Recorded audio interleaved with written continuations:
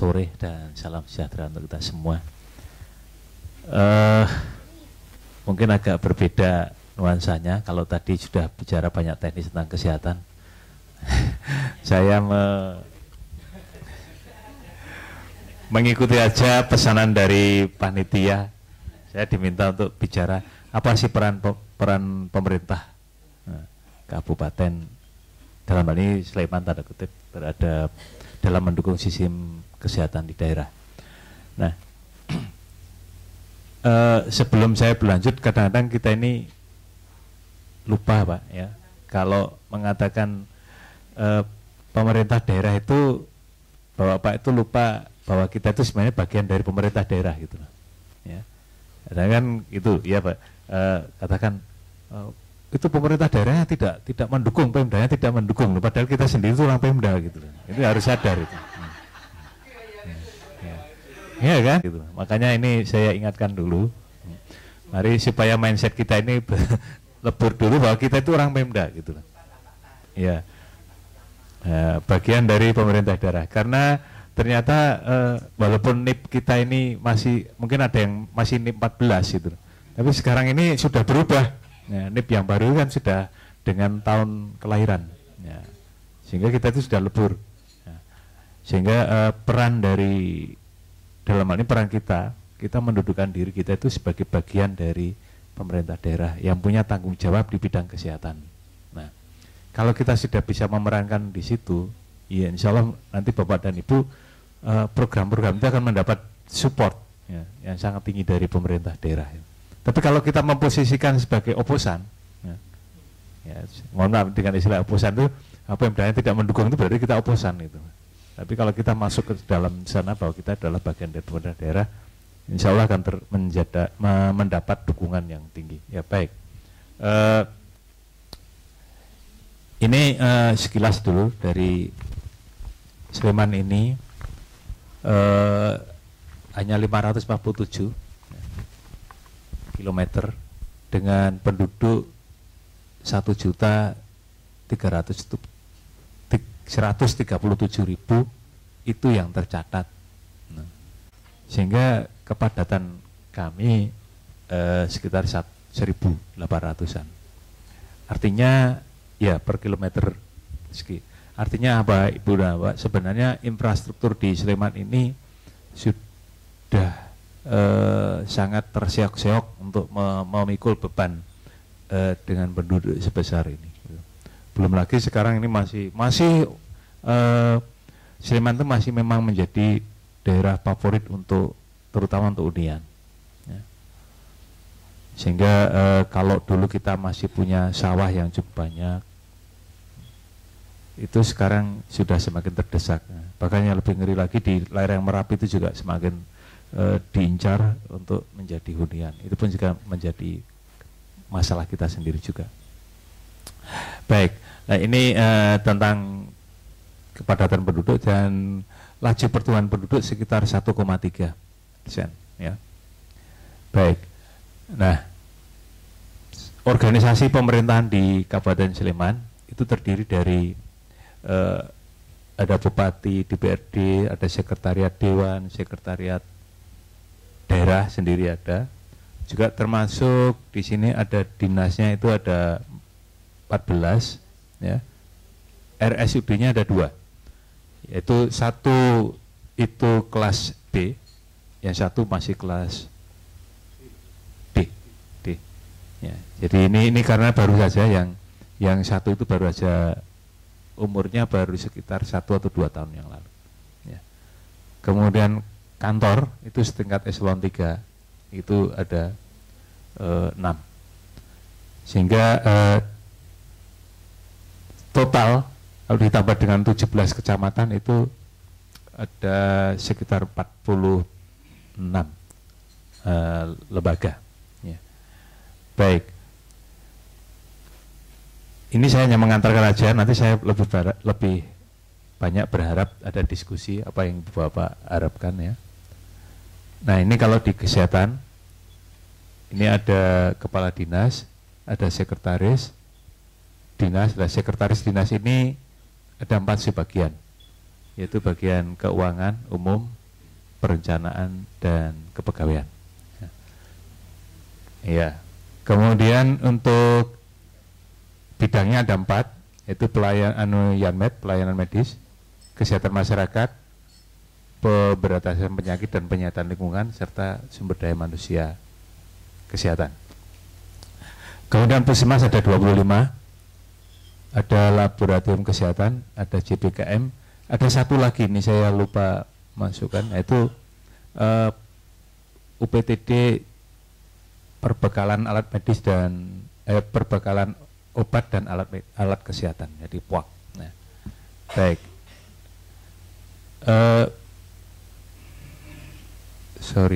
Nah, sistem kesehatan di daerah ini sudah ditetapkan dengan SK Bupati nomor 114. Dan ini sejak tahun 2007 kita sudah punya sistem kesehatan daerah. Di mana ini sistem kesehatan daerah ini sebenarnya merupakan suatu acuan. Jadi memang pada waktu itu saya masih di Dinas Kesehatan. Ini merupakan suatu acuan bagaimana pembangunan kesehatan ini nanti ini oleh Dinas Kesehatan akan menjadi rujukan untuk diusahakan masuk di dalam RPJMD. Ya. Jadi setiap nanti siklus tahunan untuk penganggaran ini Dinas Kesehatan mengacunya ya pada sistem kesehatan daerah ini. Ya. Di mana di sana memang ada 6 subsistem, yaitu subsistem upaya kesehatan, pembiayaan kesehatan, sumber daya manusia, ya, kemudian obat dan perbekalan kesehatan, pemberdayaan masyarakat dan manajemen kesehatan. Jadi ini pada waktu itu akan kita coba naikkan ke peraturan daerah. Tapi kalau nanti peraturan daerah untuk perubahan nanti perlu waktu yang lama, sehingga sudahlah cukup dengan SK Bupati aja. Dan nyatanya sudah bisa dilaksanakan. Ya, baik. Nah, sekarang peran pemerintah daerah apa sih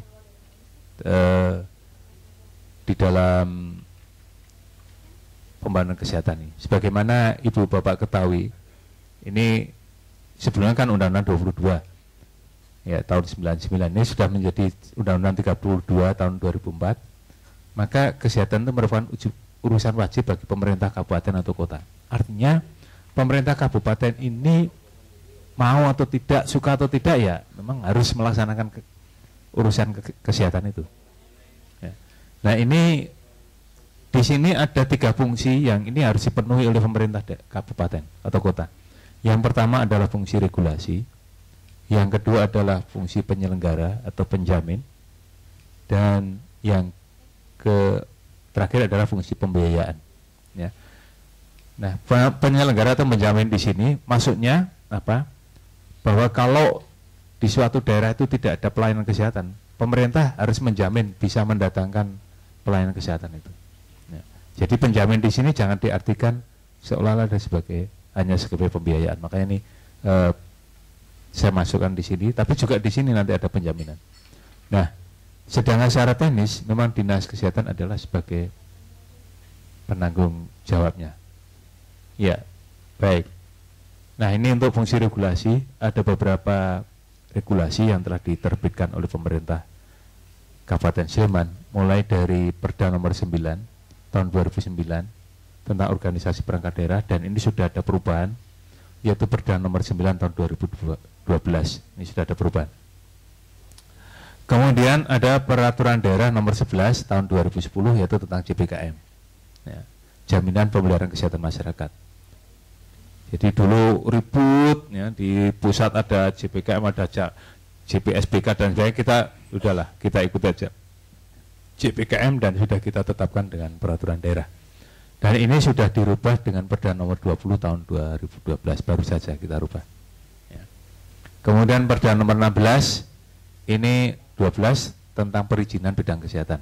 Ini sebelumnya tentang perizinan ini ada dipecah-pecah, ya, ada Perda tentang perizinan dokter dan dokter gigi, kemudian ada perizinan sarana kesehatan, ada perizinan bidan, ada perizinan pendukung, ya, sarana pendukung laboratorium. Maka terus ini kita jadikan satu, ya, yaitu nomor 16 tahun 2012. Kemudian Perda tentang nomor 10 tahun 2013 tentang tarif, ini baru saja, tarif pelayanan kesehatan kelas 3 pada RSUD. Pengertian RSUD tidak hanya di Sleman tapi juga di Prambanan. Jadi kita punya 2 tadi. Ya. Kemudian fungsi regulasi berikutnya, selain ada tadi ada Perda, kita juga menerbitkan peraturan bupati. Banyak peraturan bupati yang sudah kita terbitkan. Ini nomor 10 ini tentang pembentukan UPTD JBKM. Jadi sebelumnya dulu, sebelum Perda ini diterbitkan dulu Perbub ya, JBKM. Kemudian Perbub tentang nomor 20 2008 ini alokasi pendapatan yang bersumber dari retribusi pelayanan puskesmas. Artinya di sini semua pendapatan puskesmas kembali penuh ke puskesmas untuk dikelola. Ya. Lebih-lebih sekarang dengan keluarnya Perbub nomor 11 tahun 2013 bahwa puskesmas, rumah sakit, Labkes dan JBKM itu adalah menjadi BLUT, ya, Badan Layanan Umum milik daerah. Nah, dulu ketika ada ini Perbub nomor 20 tahun 2008, ini ternyata tantangannya justru pada auditor, yaitu BPK. Kita disalahkan. Kenapa puskesmas retribusinya kok dikembalikan 100%? Malah disalahkan itu. Nah, oleh BPK. Nah, lama kita berdebat dengan BPK itu. Karena waktu itu kita sampaikan kepada BPK maupun Dewan. Adil enggak kalau yang datang ke puskesmas itu kan orang sakit pertama. Yang kedua, mereka yang datang puskesmas mesti orang miskin. Kebanyakan orang miskin. Jarang yang orang kaya itu datang ke puskesmas gitu. Nah, kalau orang miskin datang berobat ke puskesmas, membayar retribusi, kemudian digunakan untuk pembangunan daerah, itu adil enggak itu? Di mana rasa kemanusiaannya itu? Makanya terbitlah ini Perbub 20 tahun 2008. Jadi uang retribusi itu kembali. Tidak hanya puskesmas tapi termasuk rumah sakit. Jadi orang sakit tidak boleh membiayai kesehatan. Nah, ini kemudian juga Perbub nomor 52 tentang 2009 tentang pembentukan puskesmas. Nah, terus yang terakhir ini. Jadi sekarang kita sudah aman karena puskesmas, RSUD, Labkes dan JBKM ini sudah dengan sistem BLUD, yaitu Badan Layanan Umum Daerah. Nah, ini artinya kita sudah tidak lagi disalahkan oleh BPK. Ya. Baik, kemudian masih ya pelayanan apa keputusan bupati lagi. Jadi selain tadi ada keputusan bupati nomor 382, ini masyarakat rentan miskin yang menjadi peserta Jamkes. Ini setiap tahun dirubah, ada perubahan. Ya. Nah, sampai yang terakhir ini ada keputusan bupati nomor 44. Kepesertaan program Coordination of Benefit Jamkesos, ini yang kita ikut Jamkesosnya Provinsi Daerah Istimewa Yogyakarta. Ya. Kemudian kita lanjutkan. Nah, sekarang fungsi penyelenggara dan fungsi penjamin ya. Ini penjamin saya artikan dalam arti uang. Ya, kalau tadi penjamin dalam artian penyelenggaraan pelayanan. Jadi di pemerintah itu ada 2 RSUD, tapi perlu diketahui oleh Ibu dan Bapak bahwa di Sleman ini selain RSUD ada ya rumah sakit besar yang itu berada di Sleman, yaitu pertama RSUP Sarjito, itu ada di Sleman. Kemudian ada RSUD Pakem itu Lali Jiwo, itu punyanya provinsi. Kemudian ada RS Rumah Sakit Harjo Kito, itu punyanya Auri. Kemudian ada Rumah Sakit Bayangkara, itu punyanya polisi. Nah, itu yang rumah sakit negeri. Dan swasta lebih banyak lagi ya. Nah, yang swasta itu Yang gede itu ada JIH, ya. Itu ada di Sleman. Kemudian ada Queen Latifah, ada PKU Muhammadiyah, itu yang gede-gede aja, ya, yang saya sebutkan. Ya. Sedangkan yang di bawahnya itu, yang kelas-kelas di bawahnya cukup banyak. Ya, belum lagi praktek-praktek swasta. Nah, selain itu, dilengkapi dengan 25 puskesmas. Ini 5 diantaranya dilengkapi dengan perawatan. Nah, jadi 5 puskesmas dengan perawatan. Dan jika lengkapi dengan labkes, JBKM, dan ini tadi yang saya katakan perbekalan obat dan alat kesehatan. Iya, kemudian fungsi penyelenggara ini juga kita menyelenggarakan pengawasan, perizinan dan pengawasan terhadap pelayanan swasta. Inilah yang saya maksudkan tadi sebagai penjamin bahwa pelayanan swasta itu harus dijamin oleh pemerintah. Dia itu satu adalah legal, ya. Yang kedua, ya kalau ada pelayanan yang tidak pas, maka masih nanti dinas kesehatan akan panggil. Saya contohkan di sana dilakukan namanya audit kematian ibu dan anak. Ya, itu kalau nanti yang melaksanakan kebetulan kematian itu di swasta, itu akan diaudit. Kita undang pakarnya, yaitu dalam hal ini adalah dari Sarjito, dan itu kita kupas. Ya, karena memang kami menyadari ibu dan bapak, kalau menghadapi dokter spesialis itu bukan hal yang gampang. Nah, dia tidak mau disalahkan, Pak. Makanya yang menyalahkan biar pakarnya, biar gurunya, guru besarnya itu, bahwa kamu salah gitu. Tetapi hati-hati juga ketika kita menyalahkan gitu. Karena kalau kita tidak hati-hati, nanti ini bisa menjadi bahan terutama para pengacara bahwa ini Anda adalah melakukan malpraktek. Makanya hati-hati sekali. Iya, ada beberapa audit yang yang dilakukan oleh Dinas Kesehatan. Pertama kematian maternal perinatal, yang kedua juga audit kematian untuk demam berdarah dengue. Jadi kebetulan di Sleman itu menjadi daerah endemis dengue, sehingga setiap kematian dengue itu harus diaudit. Sama ini juga demikian. Betapa sulitnya kita itu mengaudit kematian menghadapi para spesialis. Mereka tidak mau disalahkan pokoknya. Ya, ya, baik. Nah sekarang untuk fungsi pembiayaan, jelas pemerintah daerah itu memang punya tugas ini Bapak dan Ibu, yaitu menyediakan anggaran untuk kesehatan, ya, dan juga menyediakan anggaran untuk keluarga miskin. Jadi tahun 2012 ini untuk orang miskin kita dari APBD saja itu 17 miliar. Kemudian ini setelah perubahan. Di samping itu kita juga menggodok supaya orang itu mau menjadi peserta JBKM secara mandiri, yaitu 1,6. Ini pada tahun 2012. Tahun 2013 sebelum perubahan sudah kita alokasikan 14 miliar. Nah nanti di perubahan ini ada sekitar tambahan 3 sama 11, jadi cukup besar, yaitu hampir 30-an miliar. Nah ini ditambah yang mandiri adalah 1,3. Memang masih agak berat untuk mendorong kepesertaan mandiri ini.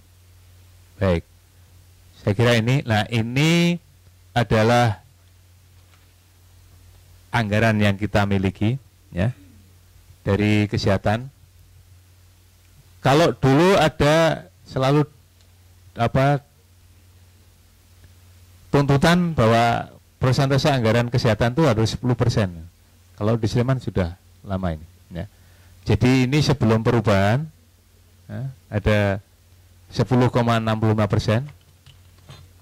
Ini setelah perubahan pada tahun 2012. Nah sebelum perubahan di tahun 2013 ini ada 10,54%, ya. Nah kebetulan kalau di Sleman ini APBD-nya ya terakhir ini 1,7 triliun ini sebelum perubahan. Saya yakin kalau soal uang, kalau Sleman masih kalah jauh dengan Papua, Pak. Nah, karena sana ada dana alokasi khusus. Iya, betul ya. Itu berapa triliun masuk di sana kan? Iya, mudah-mudahan. Oh iya. Oh iya.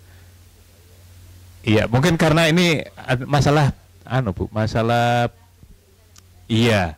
Karena kita untuk retribusi puskesmas kan tetap kena retribusi. Jadi kita tidak mengembangkan pelayanan kesehatan gratis. Enggak. Jadi oh iya, total ini. Total 1,7 ini total ini. Iya, total pegawai di Sleman itu untuk rumah sakit dan di kesehatan itu rumah sakit dan puskesmas itu sekitar 1.200 ya. Iya. Ya, ini semua termasuk gaji, termasuk operasional, semuanya ini sudah masuk semua. Ya, karena ini saya ambil globalnya. Ya, ini sebagai pengantar saja, ya, monggo silahkan apa yang mau tanyakan. Artinya terhadap 3 fungsi dari pemerintah daerah sudah kita lakukan. Ya, monggo silahkan. Dia pokoknya itu harus ditolak. Karena apa? Karena masa kenaikan retribusinya wah 1.000 gitu. Dia ceritanya gitu.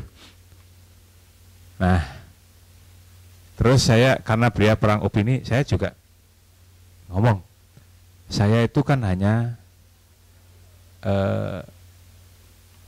chef ya, jadi juru masak. Jadi juru masak di bidang kesehatan. Saya itu menyampaikan resep. Kalau kesehatan di Sleman mau baik, ini loh resepnya. Masakan ini yang akan saya sajikan kepada masyarakat. Nah, tetapi kalau masyarakat melalui bapak-bapak, ini anggota dewan yang terhormat ini, punya resep lain, ya yang saya masak resep bapak gitu. Kalau nanti rakyatnya protes, saya kembalikan, ini permintaan wakil bapak, itu saja. Oh, mikir juga Bu, ya gitu kan. Gitu. Jadi saya menyampaikan masyarakat miskin itu punya hak untuk mendapatkan pelayanan yang terbaik. Tapi kalau Bapak menolak masyarakat miskin itu diberi pelayanan terbaik, maunya hanya diberi pelayanan seadanya, ya ibarat tadi masyarakat itu mau saya kasih masakan bestik, tapi Bapak dan Ibu mintanya ikan asin, ya akan saya berikan ikan asin. Tapi kalau masyarakatnya protes, saya akan saya sampaikan, Bapaklah yang meminta ikan asin. Ya mikir itu Pak. Ya, jadi ini sekali lagi, saya tidak mau diajak bergening, ya ini akan saya loloskan kalau Bapak bayar sekian, oh nanti dulu, no way saya. Jadi saya memang tidak mau menganggarkan seperti itu. Ya. Jadi itu bagaimana kami bergening Bu. Ya. Nah ternyata setelah kita gitu kan, kita benturkan dengan masyarakat, mereka juga mikir, tidak berani. Nah. Dan sampai sekarang kalau mereka mau macam-macam, kita benturkan aja dengan masyarakat, mikir. Jadi itu Pak, monggo Pak.